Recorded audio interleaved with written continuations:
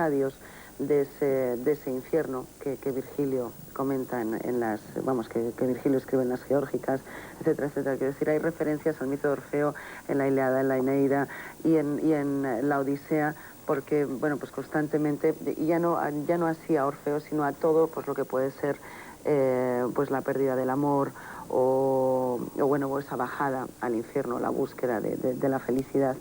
Pero en relación a la película de Marcel Camus, de Orfeo Negro, pues veremos que hay también otro tipo, o nos plantea también otro tipo de cuestiones. Por ejemplo, los 3 primeros cuartos de hora es la música, es el ambiente, te va envolviendo, incluso te puede enloquecer. Un momento que la música está constantemente en la película, su presencia es constante. Y luego en la última parte también hay una crítica social de la que carece esa primera parte, como por ejemplo, pues las pocas personas que aparecen blancas en la película siempre ostentan el poder.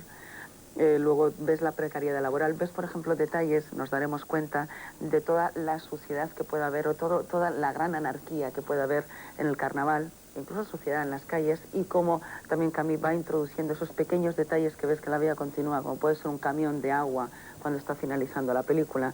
O sea que hay una crítica social contenida sobre todo en la segunda parte del programa. Y luego también Orfeo Negro en Brasil fue muy mal recibida. Es verdad que promocionó muchísimo, por supuesto, el turismo de Brasil, pero sin embargo allí pensaron que era como una especie de folclore lo que se había vendido de Brasil, y por eso fue Carlos Diegues el que hizo la película en el 99 de Orfeo, en el cual intentaba tirar abajo todo el Orfeo que había hecho Camus, y sin embargo también cayó mucho en toda esa colorido y ese folclore que al fin y al cabo también es lo que es Brasil, porque también Marcel Camus lo que se aprovechó es de todos los avances técnicos que hubo en aquel momento, la Nouvelle Vague. Además coincidió, pues por ejemplo, cámaras más ligeras. La película, tú podías salir con una sensibilidad que podía salir a la luz y grabar todo lo que en el momento pues de Cocteau, etcétera, etcétera, pues era diferente, buena parte de la película es diferente. E intentó, por cierto, Orson Welles hacer una versión también de Orfeo que finalmente no se llevó a cabo, y ya fue cuando retomó Camus todo el proyecto.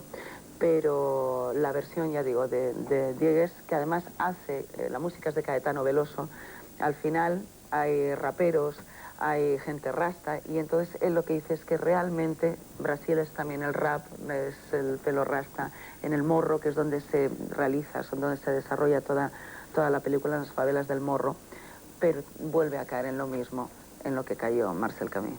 Muy bien, muchas gracias. Gracias. En la música de Caetano Veloso de la segunda, para mí lo mejor es la fotografía de Afonso Beato, de la de Carlos Diegues, no es como de Caetano Veloso. Intentó hacer una música como atmósferas distintas, más cercano de Bernaola, por así entendernos, de lo que había hecho siempre Caetano Veloso para esta película. Señor Sarrión, don Antonio, muy buenas noches. Buenas noches. Del cine brasileño, yo no sé tú, pero yo no conocía más que O Canganceiro, de Lima Barreto, en donde había una música también estupenda, Mulher Randeira, aquella, pero no sé qué sabía mucho. Yo te voy a decir más, del cine brasileño, incluso de Brasil mismo, claro. El Sertão, Yo descubrimos antes de ver esta de película, que la vi como tú, y como posiblemente tú también de niño, en su estreno, yo la vi en Murcia, me acuerdo cuando estaba mi carrera, antes de eso, pues Brasil para mí tenía 2 imágenes únicas, que era la de los 3 caballeros con Carioca, que es la película de Disney, es una película para mí maravillosa. Yo creo, yo entiendo a los odiadores de Disney, pero el primer Disney está muy bien, y entre ellas está los 3 caballeros, y el episodio brasileño es magnífico. La música O Bahía. Y O Bahía con aquellas caritas metidas en estrellas, es una película que todavía me pongo como un niño, ¿no? Entonces, yo tenía esa idea de Bahía en un color de atardecer rojo maravilloso. De cromos. De cromos.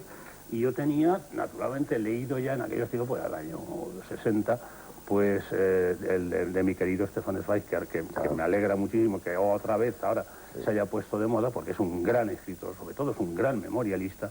Yo había leído ya El mundo de ayer, que es su evocación tristísima, desde el exilio. Cuando viene la barbarie nazi, pues se tiene que ir al Brasil, otros muchos se fueron a los Estados Unidos, pero él se aparcó en Brasil, y con su mujer. Y bueno, él era un hombre tan curioso de por sí, tan inteligente y tan ávido de novedades y abierto al mundo, que escribió un libro bellísimo que se llama Brasil, el país del futuro, que también leí en aquellos tiempos en un volumen completo.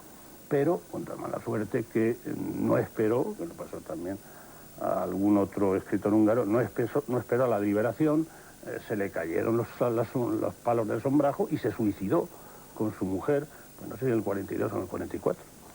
En el propio Brasil, en Petrópolis, una pena. De manera que yo tenía noticias del Brasil por Stefan Zweig, que nos lo contaba el Brasil que había visto, y la película de los Tres Caballeros. Parecen dos mundos absolutamente Tres, Antonio. distintos. Podríamos añadir otro, que es la Canariña, la selección brasileña de fútbol. Claro, la selección de fútbol en Maracaná.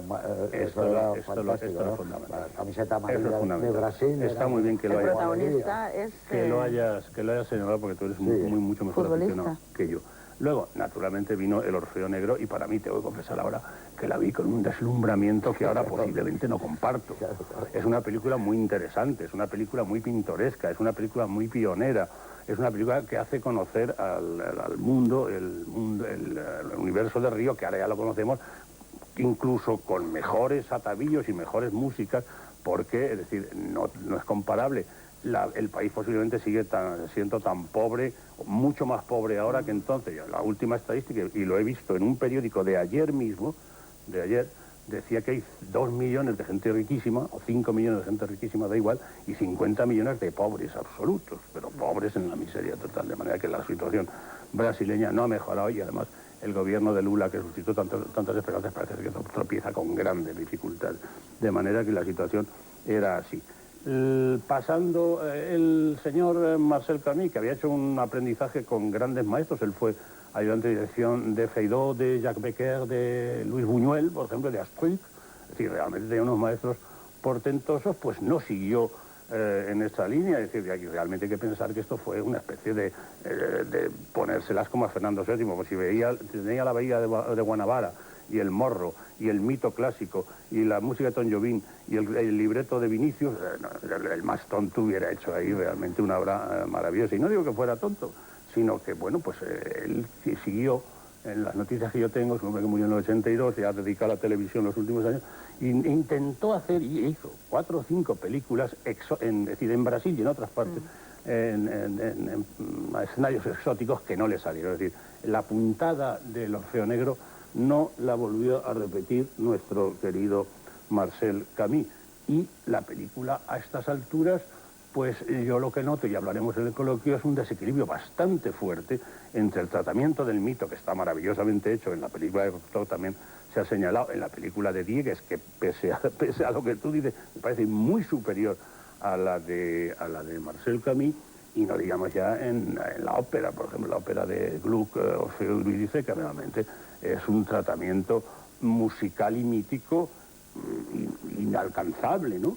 Y desde luego, pues Anouilh hizo una comedia en que lo hacía a Orfeo, músico ambulante, y el propio Cocteau fueron transformándolo. Lo hizo poeta y no músico, porque realmente las condiciones del poeta y del músico estaban muy unidas en aquel tiempo. Una vez dicho esto, pues la película de todas maneras merece la pena tenerla, y merece la pena revisarla, y desde luego la hermosura de los paisajes y de la historia está ahí, y la música de Tom Jobim, con el cual grabó hasta el gran Frank Sinatra, pues naturalmente ahí está.